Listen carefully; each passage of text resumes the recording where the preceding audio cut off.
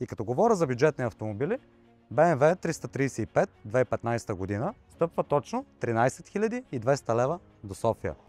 Приятелчета, помните ли тези два автомобила? Макар и толкова различни, тяхната съдба е еднаква. Идват по едно и също време ударени, излизат по едно и също време готови на пътя. Както ви казах, BMW-то си го взе клиента, извърши си сам тенекиджийската работа. Нашата задача беше да бладисаме предния капак, предната броня и двата калника. Тези два автомобила са изключително различни като модели, но се приличат много по едно нещо. По какво? Най-вече по кеша. И двете пристигаха под 15 000 лева до България, и двете в момента са готови точно за 20 000 лева. Ето какво е получил клиента.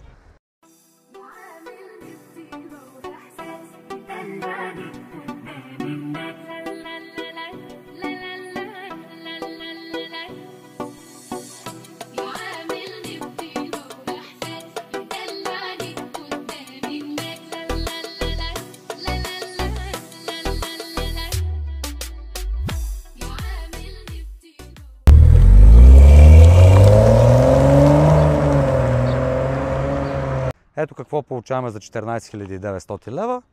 Автомобил е с натисната врата и счупена предна броня. Ето ние няколко дни по-късно, след като сме заснели първия клип и ви казах, че си го вкарам в сервиза да го подготвям за ремонтиране. Мисля, че нещата се случват доста бързо. Разглобили сме бронята, махнали сме фаровете, решетката и сме освободили така наречената очиларка. Каква е причината на това нещо? Ела да ти покажа. След като измерихме диагоналите на автомобила, понеже е претърпял предишен инцидент, който не е поправен качествено, оказа се, че един рок е мръднал с 3 мм. Мисля, че ясно се вижда на белезите, които виждате на снимката, къде е трябвало да бъде маската. Също така намерихме стари белези. Клиентът е напълно запознат с това нещо. Разбира се, преди да закупим всеки автомобил, ние проверяваме с Carfax какви са били миналите инциденти, дали автомобила на реални километри. Още там се установи, че автомобилът е имал предишен удар. Тук, както виждаме, основният удар беше във вратата. Именно заради това са гръмнали страничните ербеци. Ако колата е имала преден удар, ербеците, които щяха да са гръмнали, щяха да бъдат на волан, на табло, на крака и съответно да се затегнат коланите. Както всички знаем, краш сензорите са в колонката или във вратата. Затова е активирал и шторите, които са гръмнали на тавана. Ела да видиш сега какво се е случило с вратата. Ето как е направен автомобил на луфтове. Вратата се затваря повече от перфектно. Оказа се, че в България има само една такава врата втора употреба. Тя също е ударена в тази част и след консултация с клиента се разбрахме по-добре да направим неговата врата. Разкачили сме маската, махнали сме бронята, фаровете, за да може да коригираме още по-добре предишния ремонт и луфтовете на колата да дойдат повече от перфектно. Сега ще ви кажа нещо интересно за този автомобил. Този алтернатор си е за смяна. Най-хубавото е, че така и така сме разглобили автомобила. Това ни позволява лесното варене на алтернатора, защото ела да видиш как се вади той. Той стои ето тук. По никакъв начин не може да бъде изваден настрани, защото опира в рога. Надолу не може да бъде изваден, защото опира в компресора на климатика. Единственият начин, който може да бъде изваден алтернатора е напред. И това нещо се случва единствено и когато маската бъде разкачена по ето този начин. Консумативи за този автомобил има, дори ако ги няма в България, може да бъдат поръчани от Америка в рамките на няколко дни пристигат до България. Стига тези части да са малки. Какво имам предвид? Говоря за водни помпи, алтернатори, стартери. Всичко това е ефтино за този автомобил, защото е Ford и може да бъде поръчано от Америка директно до България. Само за 3 дни и цените наистина са доста ниски. Големият плюс тук какъв е, че така или иначе, за да оправим рога, се свалят фарове, брони, маски и така нататък и имаме достъп до алтернатора. Той ще бъде сменен, по този начин на клиента няма да се наложи втори път да се сваля всичко на земята. След като сме свършили с тенекиджийската работа, продължаваме към следващия етап. Вратата и калника са напълно изправени, пръснати са с филер и в момента имаме технологично време от 2 дни, в което филера трябва да дръпне и през това време смятам да се възползваме, да свалим тавана, да заменим ербеците с нови и да знаем, че сме приключили с интериора. Айде да се заемем с свалянето на тавана, за да може да отстраним гръмналите ербеци и да ги заменим с други. Така, каква е процедурата тук? Нищо, че автомобила има панорама, тавана се сваля изключително лесно. Трябва да започнем с премахването на тези пластмаси, които са отстрани. Трябва да премахнем коланите, след това премахваме двата седника, махаме плафона, трябва да се разглобят пластмасовите кори отзад и тавана пада долу.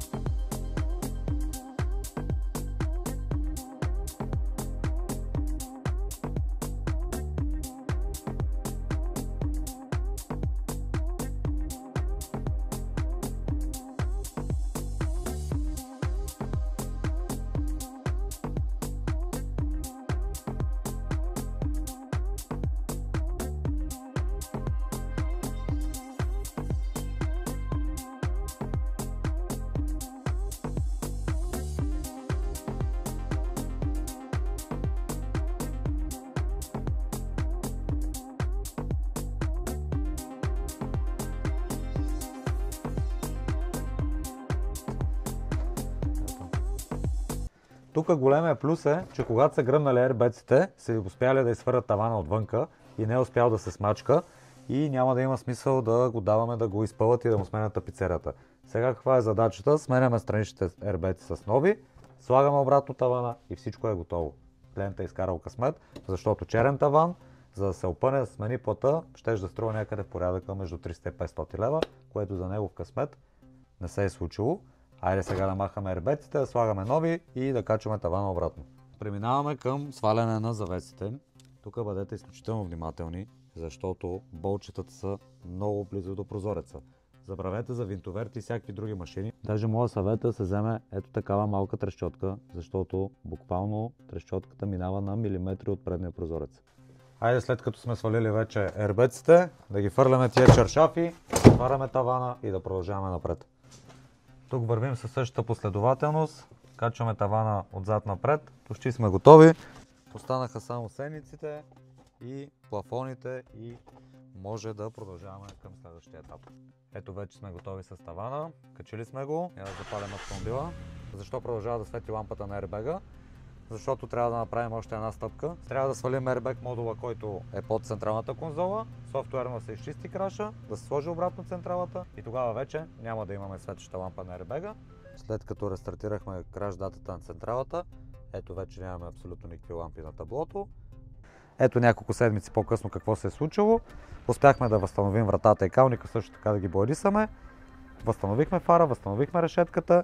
Всъщност единствените неща, които закупихме по този автомобил, беше предната броня и ербеците на завесите, които сменихме. Автомобилът вече е напълно завършен, мога да звъна на клиента да идва да си го взима. Най-хубавото, че успяхме да се включим в бюджета, който ни даде клиента, а именно 20 000 лева колата стъпи на пътя. Това, скъпи приятели, не е случайност, а практика.